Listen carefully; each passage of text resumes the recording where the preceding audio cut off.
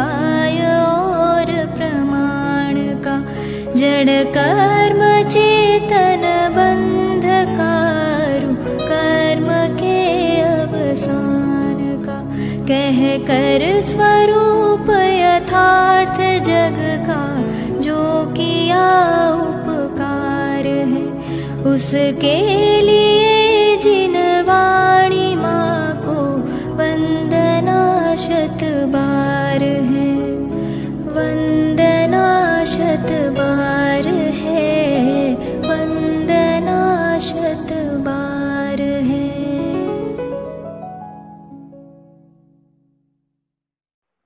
जय श्री ओम नमः सिद्धेभ्यः। नमो अरहन्ताणं, नमो सिद्धाणं, नमो आयरीयाणं, नमो वज्झायाणं, नमो लोये सव्वसाहूणम्। मंगलम भगवान वीरो, मंगलम गौतमो गणी, मंगलम कुंद कुंदाद्यो, जैन धर्मोस्तु मंगलम। सर्वमंगल मांगल्यम सर्वकल्याणकारकम, प्रधानम सर्वधर्माणां जैनम जयतु शासनम। वंदितु सर्वसिद्धे ध्रुवमचलमनोवमं गदिं पत्ते, वोच्छामि समय पाहुड नमो सूय केवली घणियं। नमः समय साराय स्वानुभूत्या चकासते, चित्स्वभावाय भावाय सर्वभावान्तरच्छिदे। अनंत धर्मणस्तत्त्वं पश्यन्ति प्रत्यगात्मनः, अनेकांतमयी मूर्तिर्नित्यमेव प्रकाशताम्। आचार्य कुंद कुंद देव विरचित समय सार परमागम और इसके आचार्य अमृत चंद्र कृत आत्मख्याति टीका सार समय सार का मूल से अपन सार ग्रहण करने का प्रयास कर रहे हैं। कल 14वीं गाथा और उस पर समागत कलशों की चर्चा की थी, जो शुद्ध नय का स्वरूप बताने वाली थी। शुद्ध नय के स्वरूप के बहाने से शुद्धात्मा का वर्णन करने वाली थी। आचार्य अमृतचंद्र देव टीका में कहते हैं, शुद्ध नय के विषयभूत जो शुद्धात्मा अबद्ध स्पृष्ट अनन्य नियत अविशेष और असंयुक्त, ऐसे आत्मा की अनुभूति, उसी का नाम सम्यक दर्शन है। सम्यक दर्शन की मुख्यता से बात की गई थी, श्रद्धा की मुख्यता से बात हुई थी। अब यहां 15वीं गाथा में ज्ञान की मुख्यता से बात करते हैं। आध्यात्मिक सत्पुरुष पूज्य गुरुदेव श्री कान्जी स्वामी इन 3 गाथाओं को क्रमशः 14वीं गाथा श्रद्धा की मुख्यता से, 15वीं गाथा ज्ञान की मुख्यता से और 16वीं गाथा चारित्र की मुख्यता से, यद्यपि 16वीं गाथा में तीनों की बात लेंगे और फिर तीनों से हमारे साध्य की सिद्धि किस प्रकार से होती है इसकी चर्चा 17वीं 18वीं गाथा में करेंगे। ज्ञान की मुख्यता से बात है, ये हमें कदाचित गाथा से सीधी ख्याल में बात न आवे, लेकिन अमृतचंद्र आचार्य की टीका से बात ख्याल में आएगी। और इसीलिए वे इसके उत्थानी का रूप जो कलश लिख रहे हैं उसमें भी यही बात कह रहे हैं कि जो आत्मा की अनुभूति है वह ज्ञान की अनुभूति है। और यदि पलट कर हम कहें ज्ञान की अनुभूति व आत्मा की अनुभूति है, दोनों एक में एक है।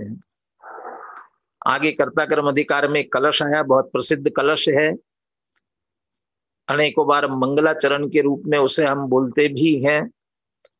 लघु जैन सिद्धांत प्रवेशिका के मंगलाचरण में तो उसे शामिल ही किया है। आत्मा ज्ञानम स्वयं ज्ञानम ज्ञानाद अन्यत करोति किम। आत्मा ज्ञान, बस ज्ञान और आत्मा वो एक में एक ही है। इसलिए ज्ञान की अनुभूति व आत्मा की अनुभूति, आत्मा की अनुभूति व ज्ञान की अनुभूति, ज्ञान की अनुभूति से आत्मा की अनुभूति तक कैसे पहुंचते हैं। बहुत सुंदर विश्लेषण 15वीं गाथा की टीका में अमृतचंद्र आचार्य करेंगे।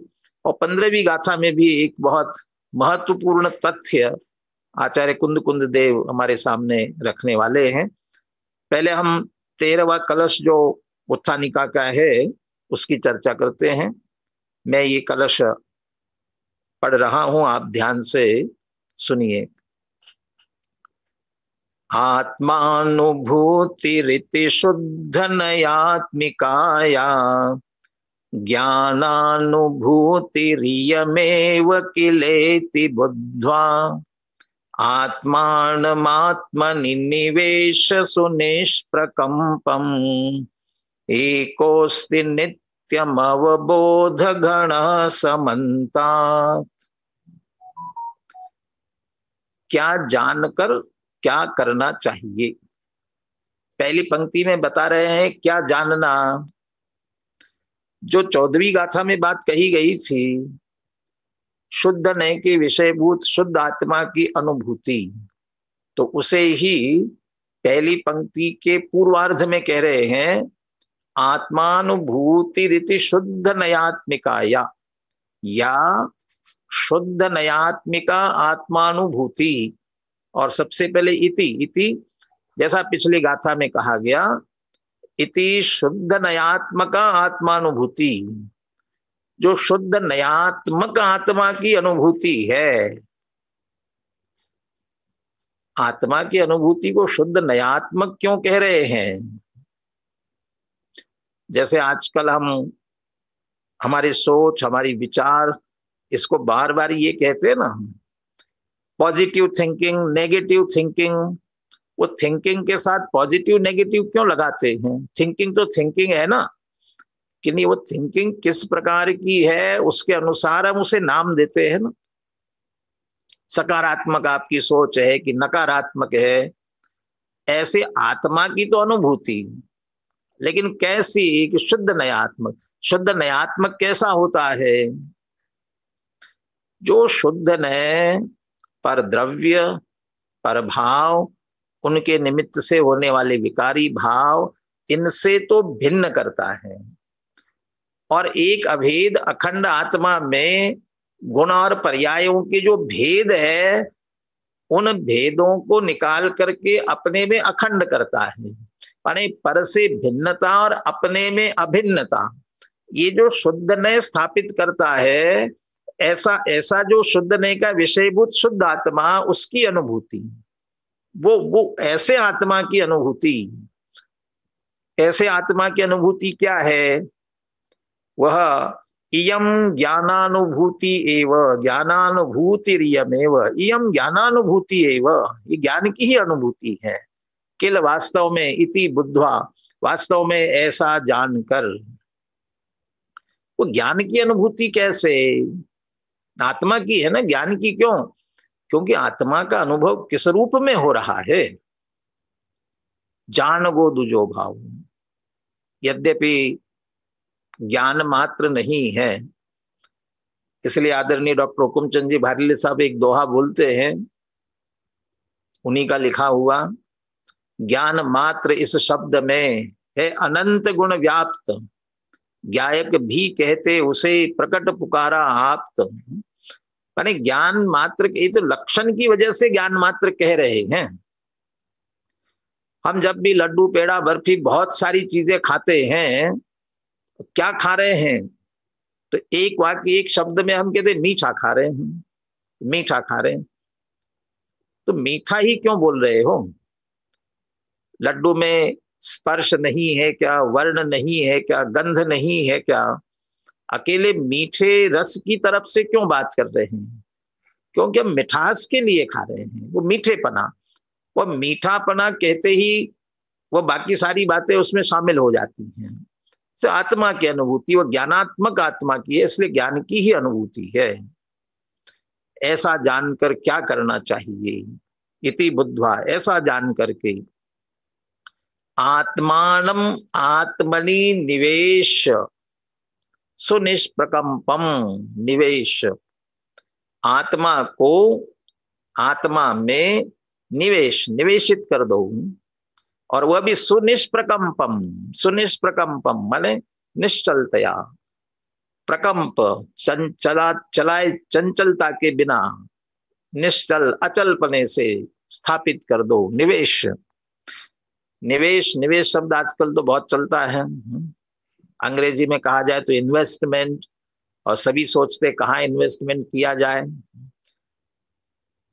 आपको असली लाभ कमाना है तो सब ये कहते हैं इन्वेस्टमेंट करके भूल जाओ, बार बार निकालो मत, बार बार निकालोगे तो घाटे में जा सकते हो। इन्वेस्टमेंट हम लगाएं, कहाँ पैसा लगाए? तो हम वहां पैसा लगाते हैं जहां से लाभ मिले।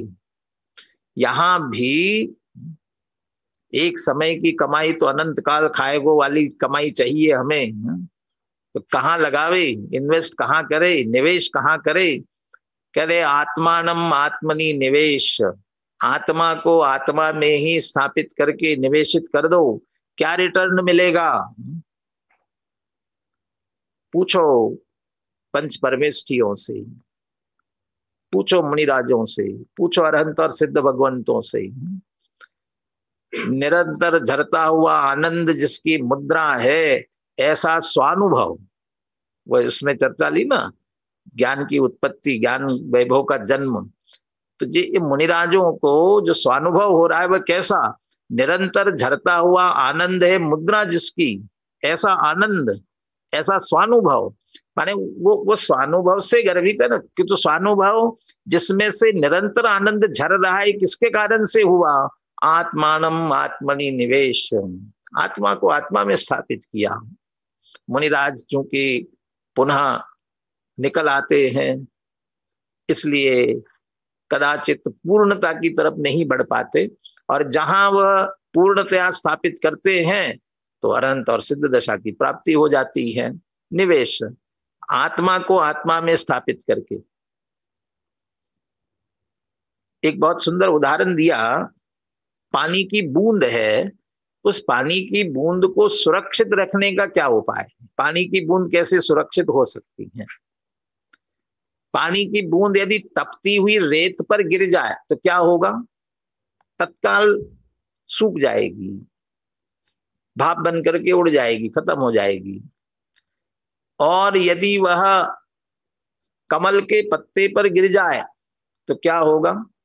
मोती की तरह चमकेगी, लेकिन कितनी देर के लिए? थोड़ी देर के लिए। पुनः वह धूप में सूख सकती, सूख जाने वाली है, थोड़ी देर चमकेगी। लेकिन वही बूंद समुद्र में गिर जाए, पानी के समूह में गिर जाए तो क्या होगा? वह स्वयं समुद्र बन जाएगी और फिर अनंत काल के लिए सुरक्षित हो जाएगी। ऐसा ही आत्मा आत्मा में स्थापित करे तो दो आत्मा कहाँ है? एक ही तो आत्मा है ना, एक को एक बात करते हैं। अब ये भी इसमें भी निष्प्रकंपम एकः अस्ति नित्यम अवबोध घना समन्तात एकः अस्ति, यहां भी एक कह रहे हैं, एक है। एक होने पर भी दो पक्ष हैं उसके। द्रव्य पर्यायात्मक वस्तु है ना, तो द्रव्य पर्यायात्मक वस्तु में एक द्रव्य रूप आत्मा है, स्वभाव रूप आत्मा है, और प्रति समय परिणमित होने वाली पर्याय भी तो है ना, वो भी तो आत्मा की ही तो है। तो पर्याय रूप जो आत्मा, जो परिणति, जो बाहर भटक रही है, उसको बाहर से समेट कर वो आत्मा, और अपने ही स्वरूप में लगाना वो दूसरा आत्मा। तो अपनी परिणति को अपने ही स्वरूप में लगाना, इसका नाम आत्मानम आत्मनि निवेश। और लगा करके सुनिष्प्रकंपम, हिलाओ मत बार बार।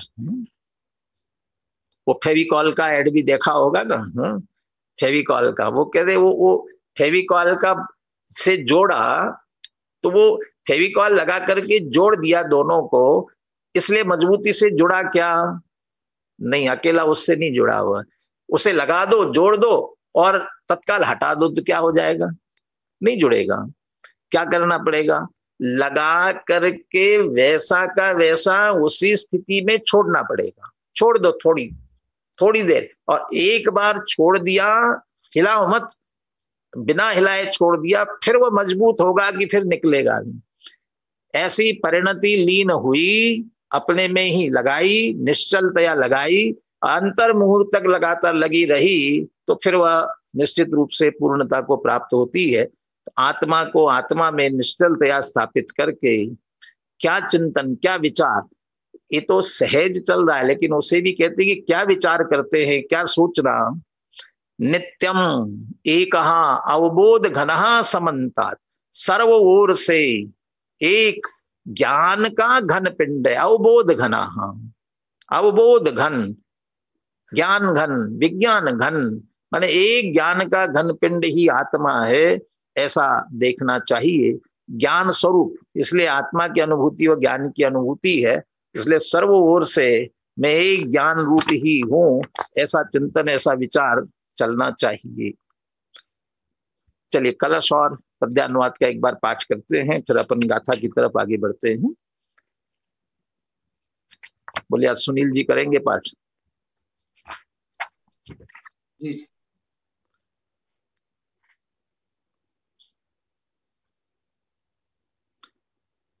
हाँ, शुरू करूं भाई साहब? हाँ जी। जी जी। आत्मानुभूतिरिति शुद्धनयात्मिकाया ज्ञानानुभूतिरियमेव किलेति बुद्ध्वा आत्मानमात्मनि निवेश्य सुनिष्प्रकम्पम् मेकोऽस्ति नित्यमवबोधघनः समन्तात्। शुद्ध नयात्म आत्म की अनुभूति कही जो, वह ही है ज्ञानानुभूति तुम यही जान कर। आत्म में आत्म को निश्चल स्थापित करके सर्व ओर से एक ज्ञान घन आत्म निरखो। ये आत्मा का अनुभव करने की प्रेरणा, ज्ञान रूप देखने की प्रेरणा इस कलश में दी। अब 15वीं गाथा की तरफ अपन आगे बढ़ते हैं। 15वीं गाथा का मैं पाठ कर रहा हूं, आप ध्यान से सुने।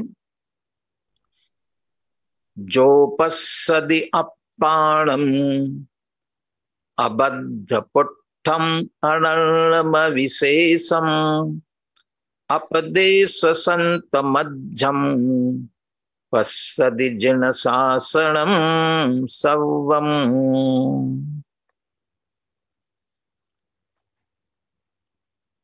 आचार्य कुंद कुंद देव के कथन पर क्या जोर है देखिए। संक्षेप में यदि इस गाथा का भाव लिया जाए तो इतना सा है, जो अप्पाणम पश्यति, जो आत्मा को देखता है, जानता है, अंतिम चरण है पश्यति जिन शासनम सवम, वो सारे जिन शासन को जानता है, सारे जिन शासन को देखता है। एक आत्मा को देखा, सारे जिन शासन को देखा।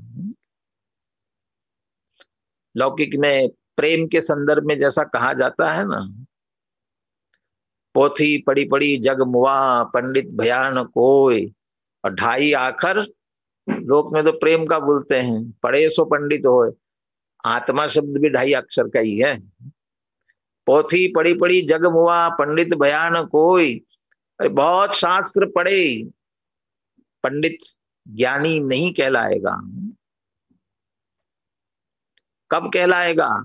2.5 आखर आत्म का पढ़े सो पंडित होए, वो आत्मा पढ़े।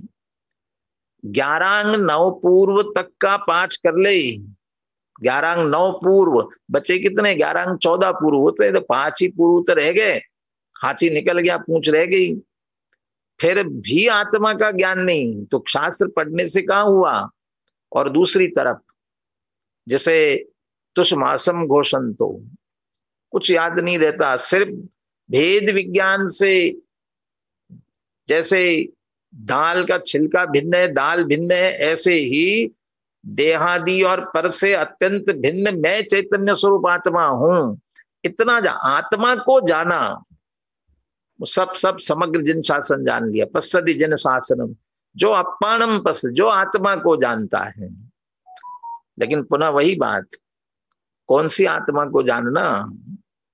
ये कर्मों से बंधा है, ये रागी द्वेषी है, कि मनुष्य है, तिर्यंच है, ये इनकी नहीं। पज्जय मूढ़ा ही पर से, उसकी बात नहीं कर रहे। कैसा? अबद्ध पुट्ठम अनन्नम अविशेषम, और 3 विशेषण लिए, दूसरी बात कहनी थी इसलिए 2 विशेषणों को गौण कर दिया। लेकिन हिंदी अर्थ में उन 2 विशेषणों को भी लिया, उनको भी जोड़ना है। नियदम असंयुक्तम, तो इन्हीं विशेषण से, अर्थात शुद्ध ने का विषयभूत जो शुद्ध आत्मा, अबद्ध स्पृष्ट है, अनन्य है, नियत है, अविशेष है, असंयुक्त है, ऐसी आत्मा को जो जानता है वो समग्र जिन सब पश्यति जिन शासनम, जिन शासन कैसा है? अपदेश संत मध्यम, अपदेश संत मध्यम, अपदेश और संत मध्य है। अपदेश संत मध्य का अर्थ निकाला, जो बाह्य द्रव्य श्रुत वाला और अभ्यंतर भाव श्रुत। द्रव्य श्रुत ये वचनात्मक जो वाणी है, चाहे वह साक्षात तीर्थंकरों की दिव्य ध्वनि खिर रही हो, गणधर झेल कर द्वादशांग में रचना कर रहे हो, और फिर उसके बाद अपने आचार्यों के द्वारा उसे लिखित रूप दिया तो शास्त्र के रूप में हमारे सामने आई हो, ये सारी बाह्य द्रव्य श्रुत है। और असली श्रुत कौन सा? असली जिन शासन कौन सा? जहां आगम ज्ञान की बात ली गई है, आगम, तो किसे आगम कहा? कि आप तो वचनादि निबंधनम अर्थ ज्ञानम, उससे जो पदार्थ का ज्ञान हो तो कहाँ होगा? उस श्रुत ज्ञान में होगा। तो भाव श्रुत, ये शब्दात्मक द्रव्य श्रुत, और उन शब्दों के माध्यम से जो श्रुत ज्ञान में निर्णय होगा वस्तु स्वरूप का, आत्म स्वरूप का, वो सभी भाव श्रुत। तो जो द्रव्य श्रुत और भाव श्रुत वाला है, द्रव्य भावात्मक ऐसा जो श्रुत ज्ञान अर्थात जिनवाणी है, वो समग्र जिनवाणी को वह निश्चित रूप से देखता है। जिनवाणी के सार को जान लिया ना, जिनवाणी के मूल को जान लिया, इसलिए उसने समग्र जिनवाणी को जान लिया, ऐसा कहा जाता है।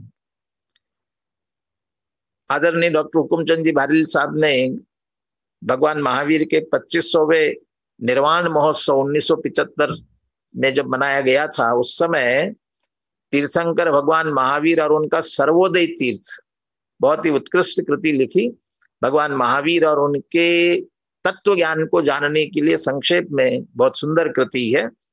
उसमें सर्वोदय तीर्थ वाले पक्ष में एक बात लिखी, भगवान महावीर के प्रतिपादन का केंद्र बिंदु क्या है? भगवान महावीर के प्रतिपादन का केंद्र बिंदु, वो लिखते हैं भगवान आत्मा। एक आत्मा ही उनके प्रतिपादन का केंद्र बिंदु है। ये तो द्वादशांग जिनवाणी की रचना की, द्वादशांग में, वो तो गणधर देवनी की सुन करके, लेकिन सारी दिव्य ध्वनि में जो चर्चा आई कि आत्मा आत्मा की चर्चा करते रहे, वो दिव्य ध्वनि में एक आत्मा की बात आई। आत्मा की बात तो आत्मा के लिए है ही, लेकिन बाकी जितना विस्तार भी किया गया है वह भी उस आत्मा को समझाने के लिए ही है। जीव तत्व का, जीव का वर्णन तो जीव के लिए है ही, लेकिन अजीव का वर्णन, पुद्गल आदि का वर्णन, बाकी जितना विस्तार का वर्णन है वह सब भी जीव के लिए है। इसलिए मूल जीव है, और जिसने उस जीव को पकड़ लिया उसने जिनवाणी समझी। और आत्मा कोई मूल नहीं पकड़ा तो क्या जिनवाणी समझी। इसलिए जो इस तरह आत्मा वो निचोड़ निकाल ले, उसमें से सार निकाल ले वे, तब तो उसने जाना। तो जिनवाणी का सारभूत जो आत्मा है, वह जिसने जाना, वास्तव में उसने समग्र जिन शासन को जाना।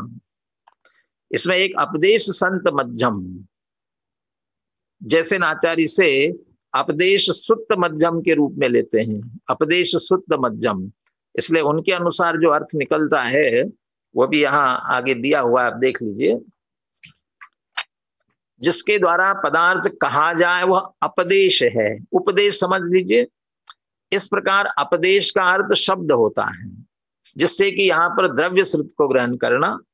और सूत्र शब्द से परिच्छित्ति रूप भाव, परिच्छित्ति मानी ज्ञानात्मक, ज्ञानात्मक भाव श्रुत जो कि ज्ञानात्मक है उसे ग्रहण करना।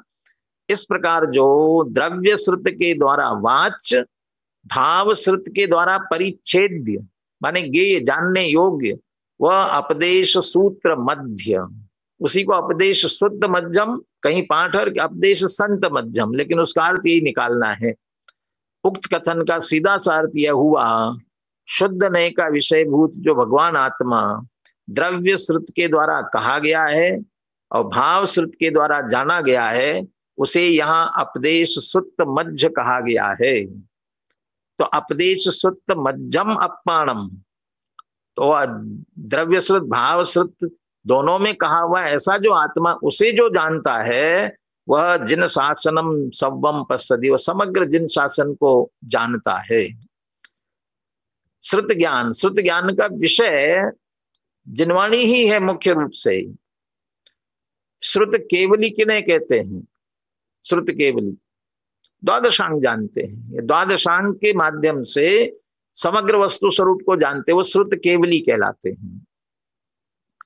तत्वार सूत्र में भी जब श्रुत ज्ञान की चर्चा की तो ये कहते हैं, श्रुतम मति पूर्वम द्व्यनेक द्वादश भेदम। श्रुतम मति पूर्वम, मति ज्ञान पूर्वक जो होता है वो श्रुत ज्ञान, लेकिन उसके भेद करते हैं द्व्यनेक द्वादश भेदम। तो दो भेद तो है, अंग बाह्य और अंग प्रविष्ट। अनेक द्वादश भेदम, अंग बाह्य है वो अनेक प्रकार का है, अंग प्रविष्ट है वो द्वादशांग। इसका मतलब श्रुत ज्ञान का विषय वो जिनवाणी, द्वादशांग में जिनवाणी अंग प्रविष्ट वाले और अंग बाह्य भी थोड़ी बहुत है, वह सब भी वो श्रुत ज्ञान का विषय है। इसलिए समग्र श्रुत ज्ञान माने जिनवाणी, और उसका विषय मूल क्या है? वह आत्मा है। वो आत्मा को जान लिया तो समग्र जिनवाणी को जान लिया। जैसा इष्टोपदेश के अंतिम कलश में अंतिम श्लोक में कहा गया, जीव जुदा पुद्गल जुदा यही तत्व का सार, बाकी जो कुछ है याही का विस्तार, वो सब उसी का विस्तार है। युगल जी की भी 4 पंक्तियां याद आ रही है। देह आत्मा को भिन्न जान लो, बाकी ज्ञान पेटी में बंद कर धर लो। होगा, बाकी ज्ञान का विस्तार होगा, मूल बात इतनी जाननी है। देह आत्मा को भिन्न जान लो, बाकी ज्ञान पेटी में बंद कर धर लो। यही है मोक्ष, यही है मोक्ष मार्ग। तिरने की कला जल्दी से सीख लो। इसलिए समग्र जिनवाणी को पढ़ करके उसमें से एक आत्मा को जाना, उसने सारी जिनवाणी पढ़ ली, ऐसा कहने में आता है। अब जो बात अमृतचंद्र आचार्य ने उठाई थी कि जो आत्मा की अनुभूति व ज्ञान की अनुभूति है वो कैसे, वो टीका से अपन देखते हैं। उसके पहले हम गाथा और पद्यानुवाद का पाठ कर लेते हैं। आज सुनील जी गाथा और पद्यानुवाद का पाठ कीजिए। जोपसदीय पाणम अबद्ध पुट्ठम मणर्णमविशेषम अपदेश संत मध्यम पश्यति जिन शासनम सौवम अबद्ध पुठ अनन्य अरु अविशेष जाने आत्म को द्रव्य एवं भाव श्रुतमय सकल जिन शासन लहे। चलिए, अब ज्ञान की अनुभूति ही आत्मा की अनुभूति कैसे है इसकी चर्चा करते हैं।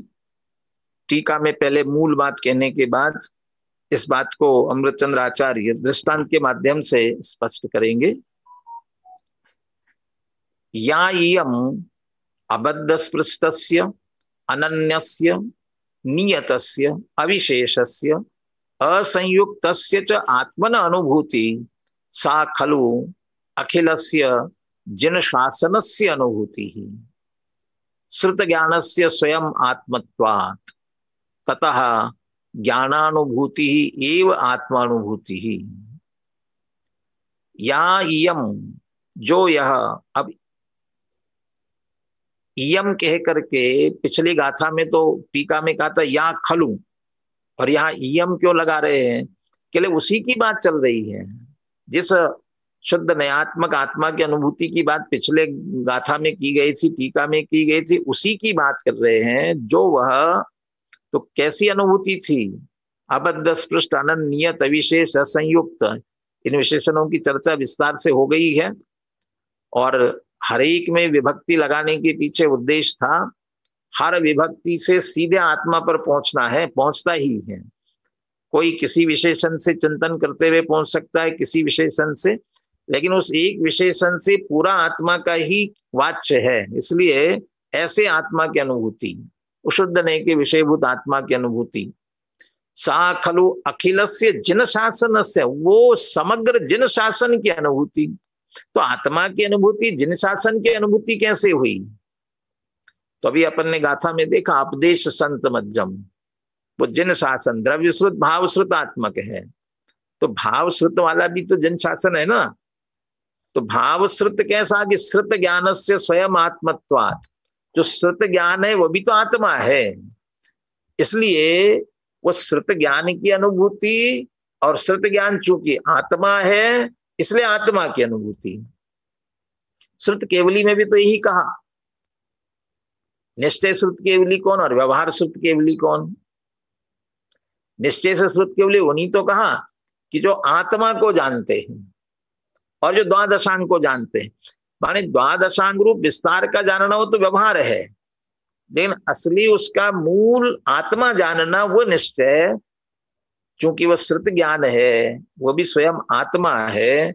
इसलिए उस श्रुत ज्ञान की अनुभूति अर्थात समग्र वो जिन शासन है, श्रुत ज्ञान का पूर्ण विस्तार वही द्वादशांग रूप है। इसलिए समग्र जिन शासन की अनुभूति, श्रुत ज्ञान से स्वयं आत्मत्व, श्रुत ज्ञान स्वयं आत्मा है। इसलिए आत्मा की कहो चाहे जिन शासन की कहो, एक ही बात है। ततः ज्ञानानुभूति एव आत्मानुभूति, इसलिए जो ज्ञान की अनुभूति है वो आत्मा की अनुभूति है। अग्नि का ज्ञान किसी को हुआ कब कहलाएगा? जब अग्नि देखे भी नहीं और उष्णता स्पर्श में आते ही ये तो अरे ये अग्नि, ये आग कैसे जल रही है, ये आग लग रही है, वो उष्णता से तत्काल उसे अग्नि का ख्याल आता है। तो अग्नि देखकर ये अग्नि ऐसा जाने, अनुभव करे, और उष्णता के मात्र स्पर्श के ज्ञान मात्र से अग्नि है ऐसा ज्ञान कर लेता है। तो अग्नि की अनुभूति वह उष्णता की, और उष्णता की अनुभूति वह अग्नि की अनुभूति है। यहाँ गुण गुणी का अभेद करके कथन किया, ऐसा हम कह सकते हैं, गुण गुणी का अभेद कथन करके, या लक्ष्य लक्षण का।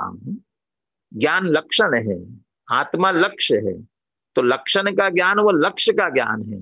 अकेला लक्षण का ज्ञान और लक्ष्य पकड़ में नहीं आया तो लक्षण को जाना ही नहीं ना। इसलिए ज्ञान जानते ही आत्मा आता ही ख्याल में है, और आत्मा कहते ही ज्ञान स्वरूप ही ख्याल में, तभी आत्मा को जाना। इसलिए ज्ञान की अनुभूति वह आत्मा की ही अनुभूति है।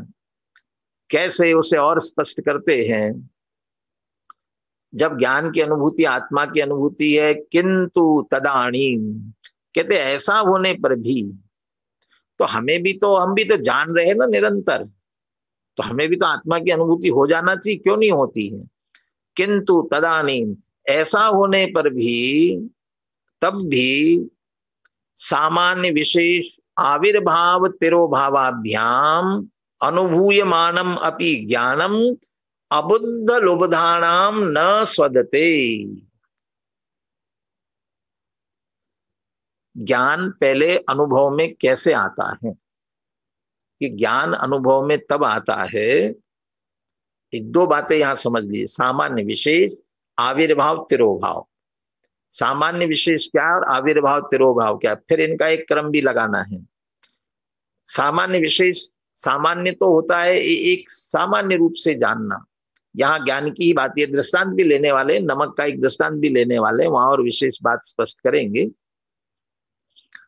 जैसे हम वृक्ष कहते हैं, पेड़ का वृक्ष तो सामान्य वृक्ष है, ये सभी कोई भी है, आम का है, नीम का है, हमारे अशोक का है, ये बहुत सारे वृक्ष कहलाएंगे, ये सामान्य। लेकिन विशेष कहेंगे ये आम का वृक्ष, ये नीम का वृक्ष, ये विशेष कहलाएंगे, ये सामान्य और विशेष। ऐसे ही ज्ञान के संदर्भ में सामान्य ज्ञान क्या और विशेष ज्ञान क्या? ज्ञान ज्ञान ज्ञान ज्ञान, जानना जानना जानना, ये तो सामान्य। और विशेष क्या होगा? ये क्या है पूछूंगा तो आप कहेंगे शास्त्र है, समय सार है, तो हम कहेंगे समय सार का ज्ञान। ये क्या है तो आप कहेंगे मोबाइल है, तो मोबाइल का ज्ञान। ये क्या है कि पेपर वेट है, तो पेपर वेट का ज्ञान। ये क्या है कि माइक है, तो माइक का ज्ञान। अब हमने ये जो कहा ये शास्त्र का ज्ञान, माइक का ज्ञान, मोबाइल का ज्ञान, ये सब विशेष हो गए, ये विशेष। और ज्ञान ज्ञान ज्ञान ये सामान्य। तत्वार सूत्र में भी मति श्रुतावधि मन पर्यय केवलाणी ज्ञानम, मति ज्ञान, श्रुत ज्ञान, अवधि ज्ञान, मन पर्यय ज्ञान, केवल ज्ञान। इनमें सामान्य क्या है? मति, श्रुत, अवधि, मन पर्यय, केवल, ये तो सब विशेष हो गए, अलग अलग हो गए। लेकिन ज्ञान ज्ञान ज्ञान ज्ञान ये सामान्य, ज्ञान मात्र। तो ज्ञान ज्ञान ज्ञान सामान्य, और उसमें भेद करना, ज्ञेयों की अपेक्षा से भेद हो जाना, ये सब उसके विशेष कहलाएंगे। अब ज्ञान का अनुभवन कब होगा? ज्ञान का तो वो लिखा आविर्भाव तिरोभाव, आविर्भाव और तिरोभाव। आविर्भाव होता है प्रकट होना, और तिरोभाव होता है ढक जाना, छुप जाना, दृष्टि से ओझल हो जाना। अभी हम जब ये क्या है हम पूछ रहे हैं तो आप कहते हैं समय सार है, तो आपको अकेला समय सार जानने में आया कि समय सार के साथ ज्ञान भी जानने में आया? समय सार का ज्ञान हुआ, ये ज्ञान जानने में आया कि नहीं आया? लेकिन हमें समय सार तो आ जाता है ख्याल में, लेकिन ज्ञान गौण हो जाता है। अभी मैं जिस कक्ष में बैठा हूं, यहां बहुत सारी चीजें मुझे दिख रही हैं, और उन सब में एक बात बहुत प्रमुखता से दिख रही है। हमें वो सारी चीजें तो दिखती है, लेकिन वो प्रमुख बात नहीं दिखती। कौन सी? ये सारे पदार्थ जिसके कारण जिसमें दिखाई दे रहे वो नहीं दिखता। क्या? कि प्रकाश उजाला, प्रकाश उजाला दिख रहा है कि नहीं दिख रहा है? सब में। किसी वस्तु को देखो तो उसमें पहले प्रकाश दिखेगा कि नहीं दिखेगा? तो प्रकाश दिखता है फिर वस्तु, लेकिन वस्तु तो ख्याल में आती है, प्रकाश की तरफ ध्यान नहीं जाता। क्यों? क्योंकि वस्तु मुख्य हो जाती है, प्रकाश को भूल जाते हैं। ये आविर्भाव तिरोभाव।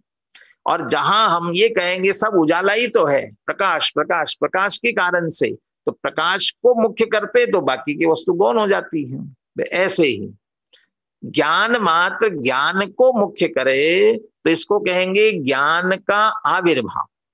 ज्ञान को मुख्य किया, और जिस वस्तु को जान रहे हैं वो विशेष, वो उसे कर दिया तिरोभाव, उसे कर दिया गौण, वस्तु को गौण कर दिया।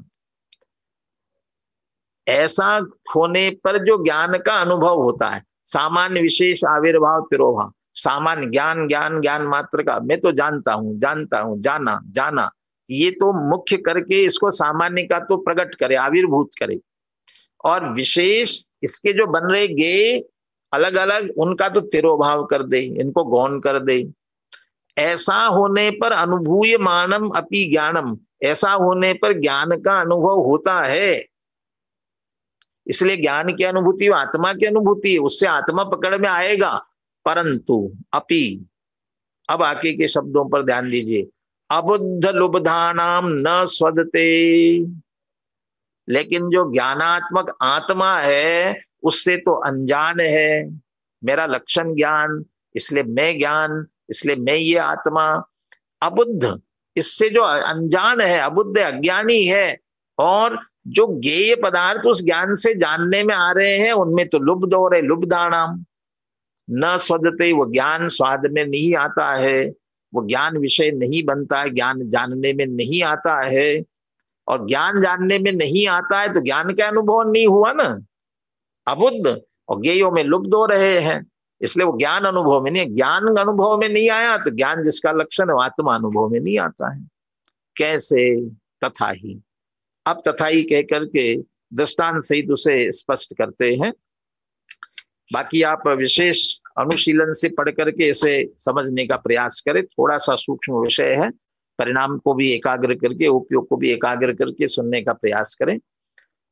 यथा विचित्र व्यंजन संयोग उपजात सामान्य विशेष तिरोभाव आविर्भावाभ्याम अनुभूयमानम लवणम लोकानाम अबुद्धानाम व्यंजन लुब्धानाम स्वदते। सामान्य हमें नमक का स्वाद लिया कभी? नमक का स्वाद, नमक रोज चखते हैं ना? कहाँ चखते हैं? सब में चखते हैं ना, रोटी में, दाल में, सब्जी में, हाँ वो तो चखते हो, लेकिन उस समय नमक नहीं चखते हो।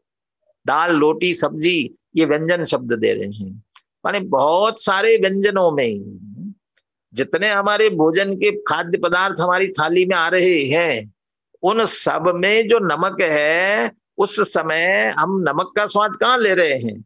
उनका स्वाद ले रहे हैं। वो उसी बात को यहाँ कह रहे हैं, विचित्र व्यंजन संयोग उपजात। अनेक विचित्र माने, अनेक विचित्र माने तो जिसके पता ही नहीं ऐसा मत लेना, पता ही नहीं क्या क्या ऐसा नहीं। विचित्र माने विविध, विविध प्रकार के, अनेक प्रकार के जितने भोजन के पदार्थ हमारी थाली में आ रहे हैं, उन सब में संयोग उपजात, उनमें नमक मिला है ना, उससे उत्पन्न हुआ। तो क्या उत्पन्न हुआ उसके कारण से?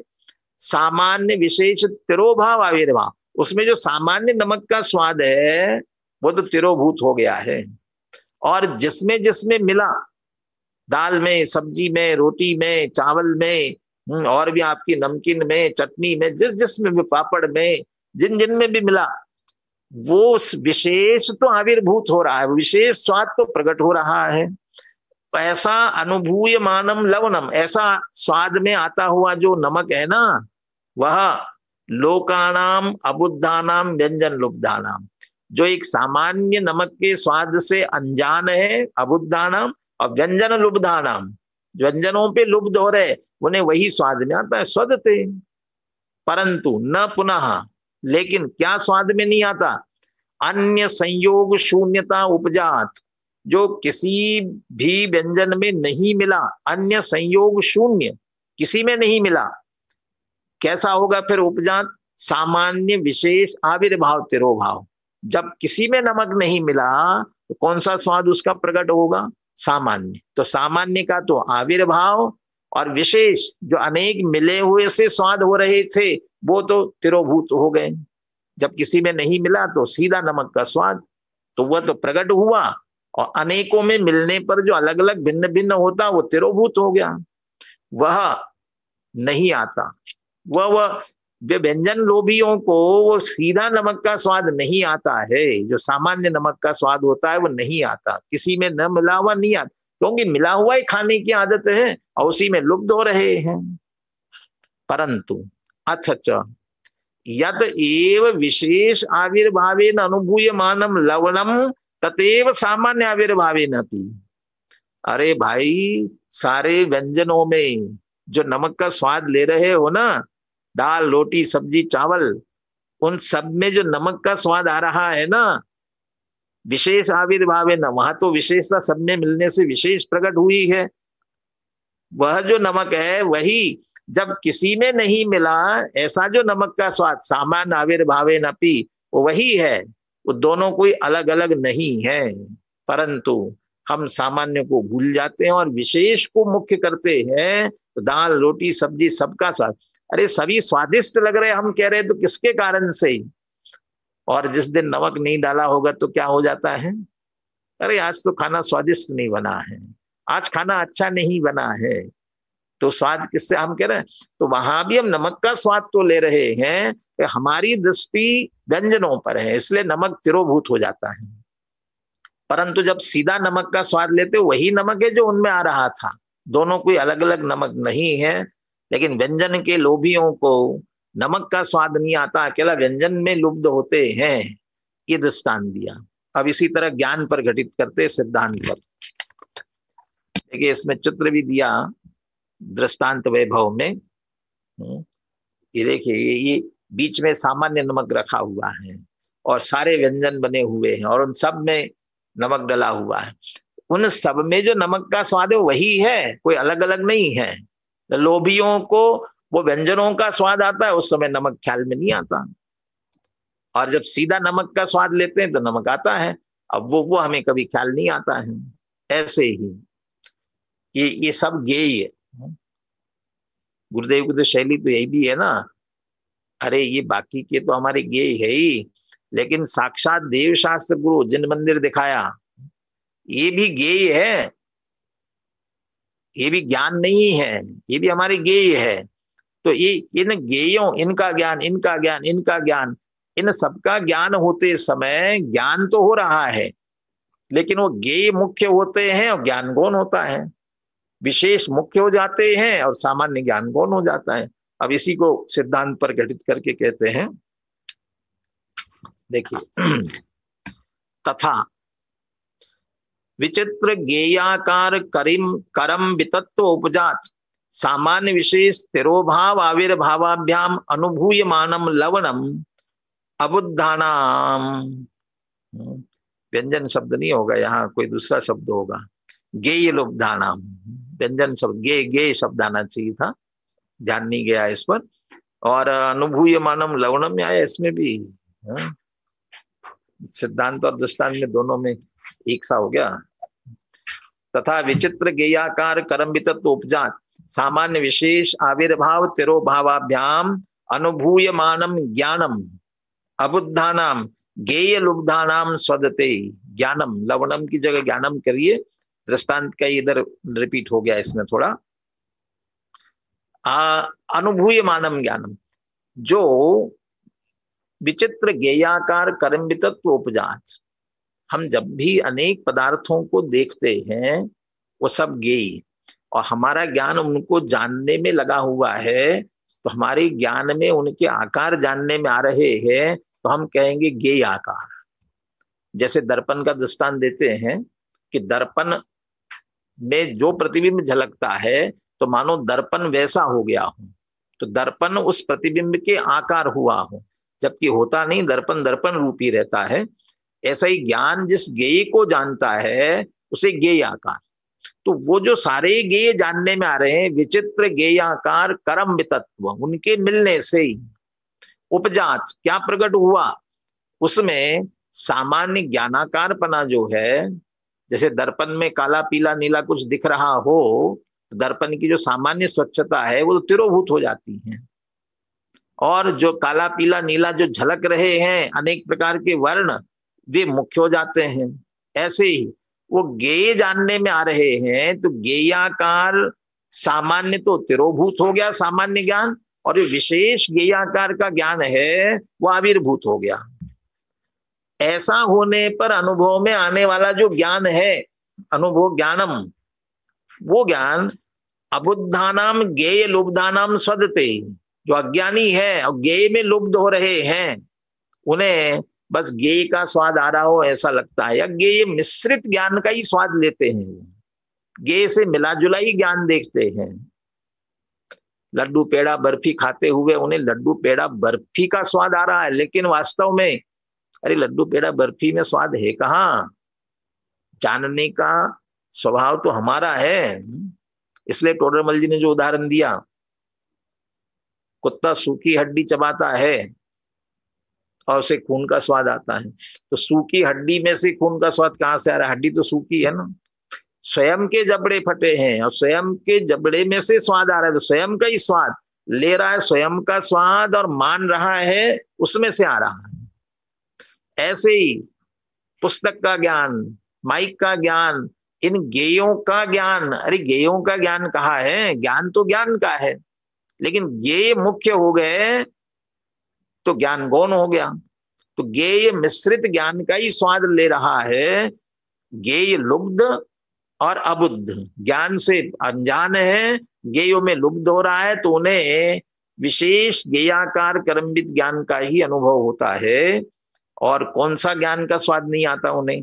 न पुनः अन्य संयोग शून्यता उपजात सामान्य विशेष आविर्भाव तिरोभावाभ्याम, जिसमें सामान्य ही मात्र आविर्भूत हो गया हो और विशेष तिरोभूत हो गया हो, ऐसा ज्ञान उन्हें स्वाद में नहीं आता। किन्हें? गेय लुब्ध हो रहे हैं और सामान्य से जो अबुद्ध है उन्हें। अथच परंतु यत एव विशेष आविर्भावेन अनुभूयमानम ज्ञानम, इन सबको जानते समय भी वास्तव में ज्ञान का ही संवेदन हो रहा है, तो वो उन गेयों में जानते हुए विशेष ज्ञान जो अनुभव में आ रहा है, ततेव सामान्य आविर्भावे नापी, जब एक सामान्य सहज जानेंगे तब भी वही ज्ञान है। हम दर्पण देख रहे हैं और दर्पण में प्रतिबिंबित होने वाले बहुत सारे आकार हमें दिख रहे हैं। जब हम दर्पण देख रहे हैं और जो बहुत सारे देख रहे हैं, तो जो उस प्रतिबिंब पर लुब्ध है उन्हें दर्पण दिखता नहीं है। और जब वो प्रतिबिंब नहीं है, सामान्य दर्पण मात्र दिख रहा है, तब वो सामान्य का मुख्य करते हैं तो दर्पण दिखता है। लेकिन जब हम बहुत सारे प्रतिबिंब देख रहे थे, तब वही दर्पण तो था और सारे चले गए, वो दर्पण वही का वही है। ऐसे ही गेयाकार में मिश्रित जो ज्ञान है, तो सामान्य से आने वाला ज्ञान भी वही है, परंतु गेय में लुब्ध हुए हो और ज्ञान को मुख्य नहीं कर रहे, उन्हें वो स्वाद में नहीं आता, है वही का वही ज्ञान, तो करना क्या पड़ेगा? अंतिम निष्कर्ष के रूप में कहते हैं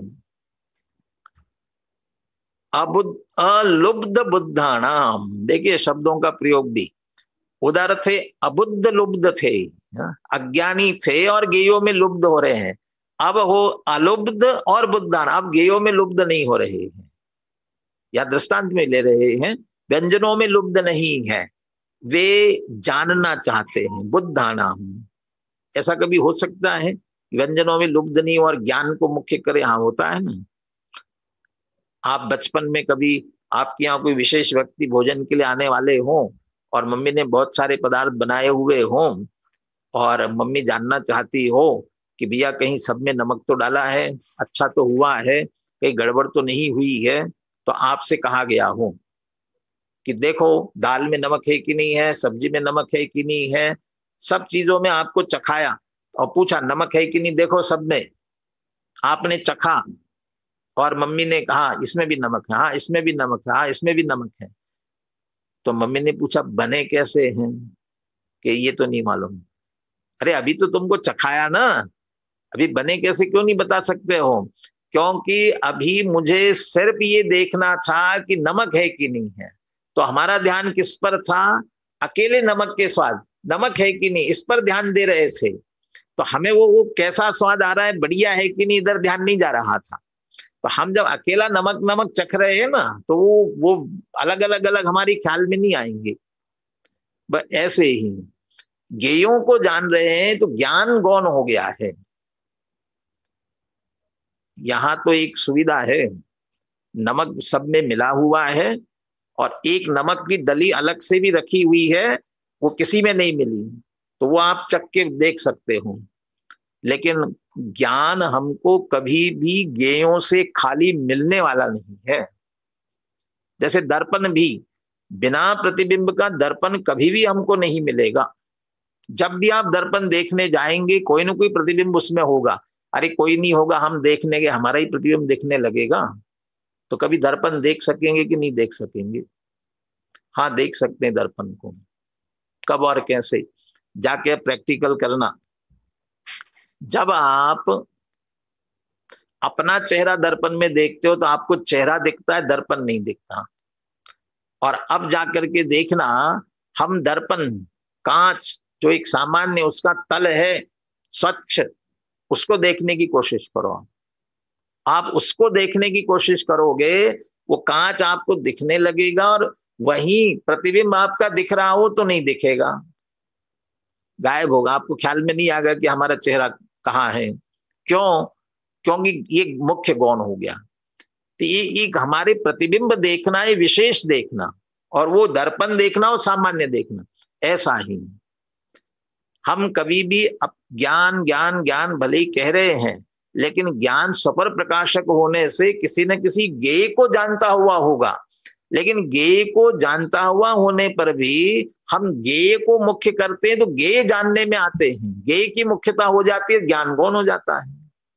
और अब हम यदि इसको क्या किया कि जाना जाना जाना, ज्ञान ज्ञान ज्ञान, ये सामान्य, इसको मुख्य करते हैं तो विशेष ज्ञेय गौण हो जाते हैं और ज्ञान मुख्य हो जाता है।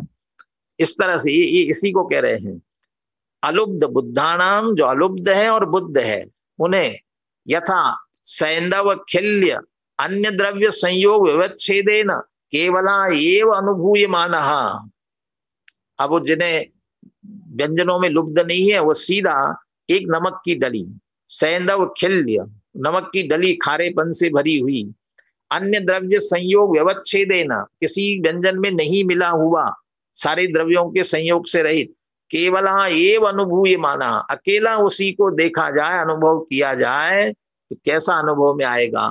सर्वता अपि एक लवन रसत्वात्, वो नमक की डली सर्व ओर से एक लवन रस, सर्वतः चारों ओर से एक लवन रसत्वात्, माने खारेपन से भरी हुई है।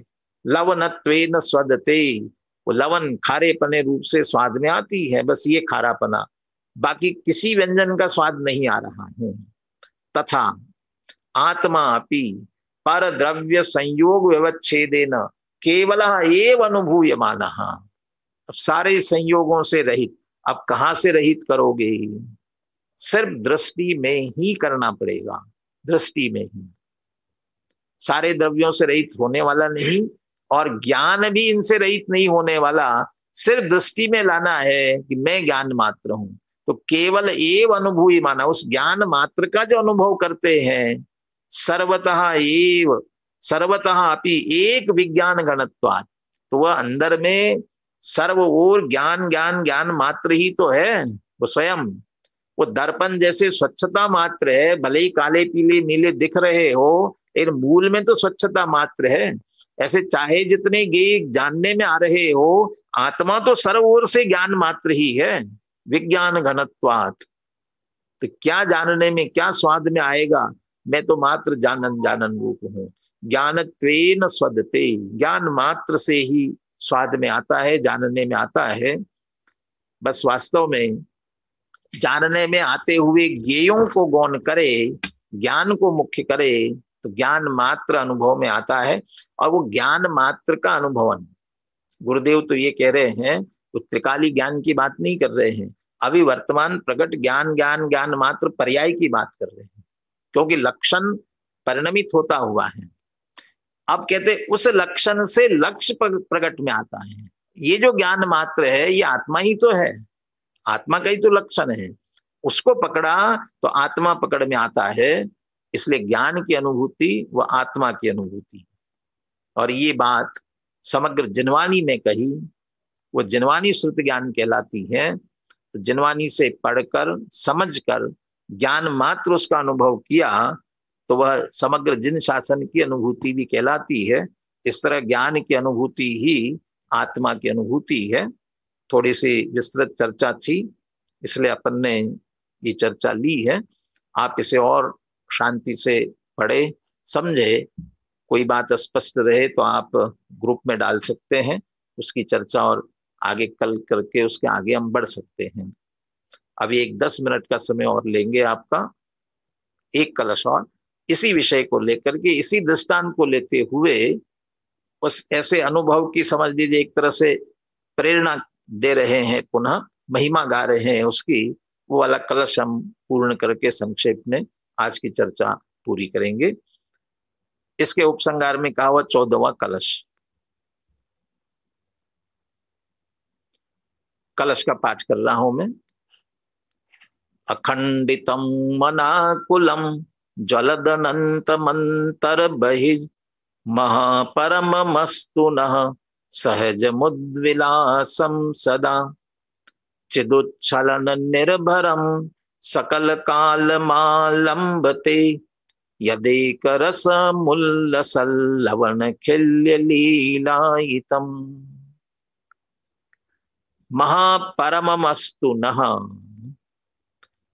परमम मह अस्तु नः, कहते वह सर्वोत्कृष्ट तेज, जैसे यहाँ अभी कक्ष में प्रकाश तेज दिख रहा है ना, जिसके कारण से सारे हमारे यहाँ के पदार्थ हमको दिखाई दे रहे हैं, ऐसे ही जो कुछ हमें जानने में आ रहा है वो किसी तेज में आ रहा है। कि कौन सा तेज पुंज? वो ज्ञान का तेज पुंज, और वो सर्वोत्कृष्ट है। वह है तो सब है, और ज्ञान नहीं है तो फिर क्या है?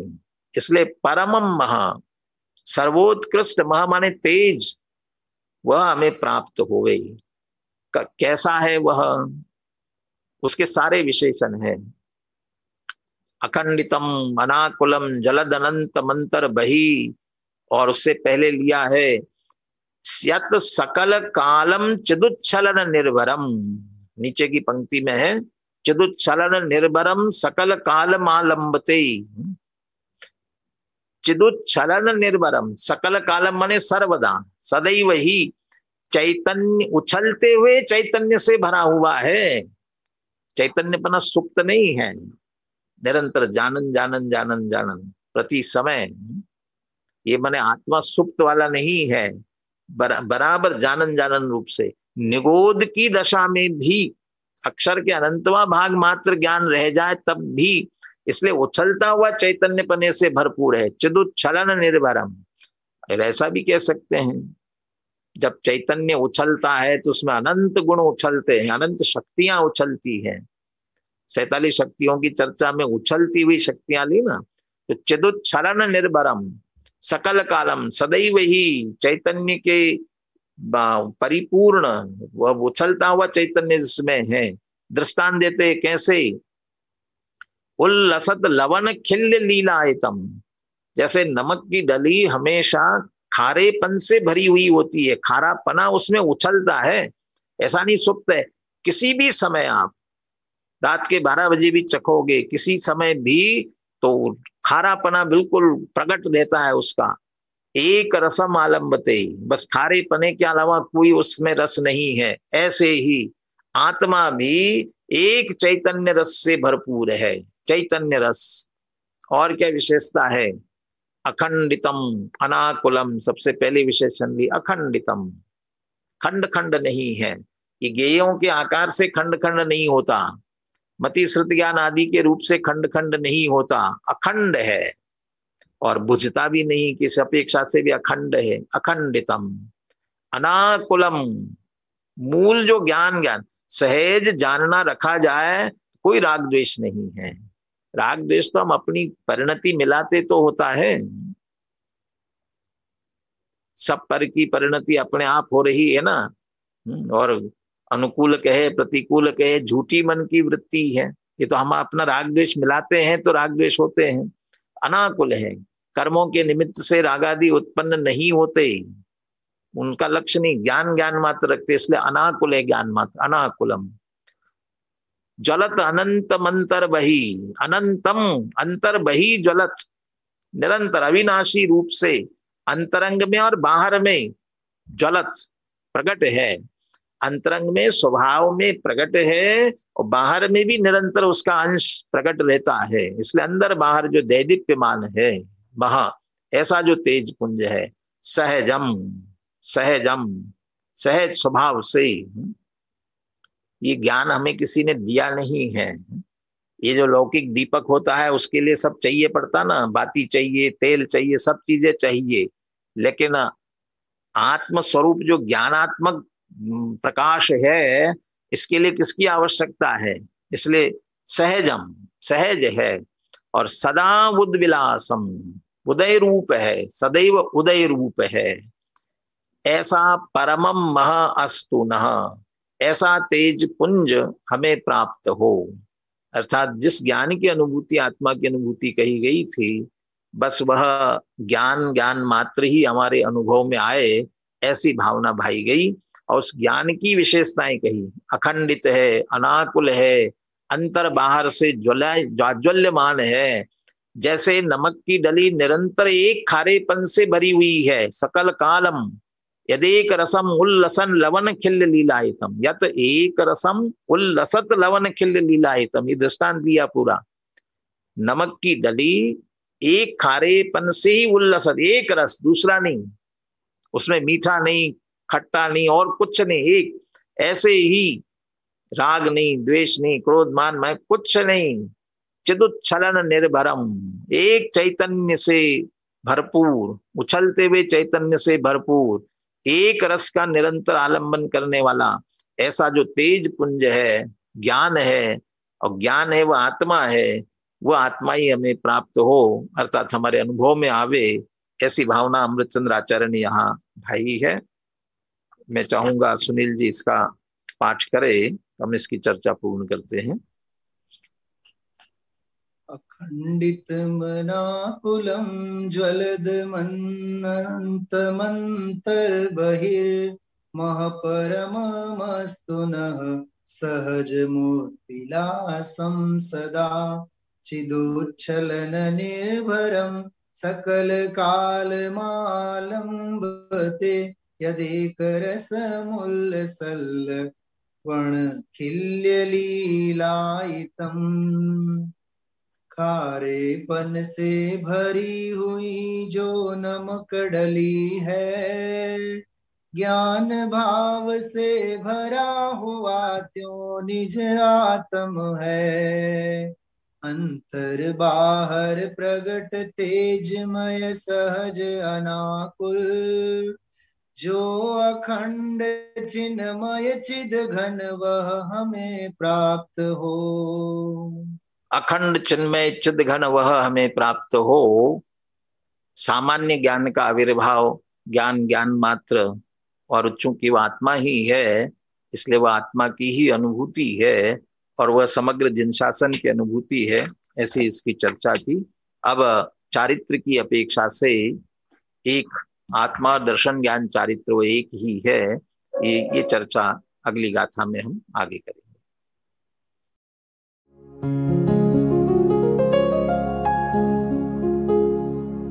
निज निधि निज में बताए यह अनंत उपकार है, उसके लिए जिन वाणी माँ को वंदना शत बार है, वंदना शत बार है, वंदना शत बार है।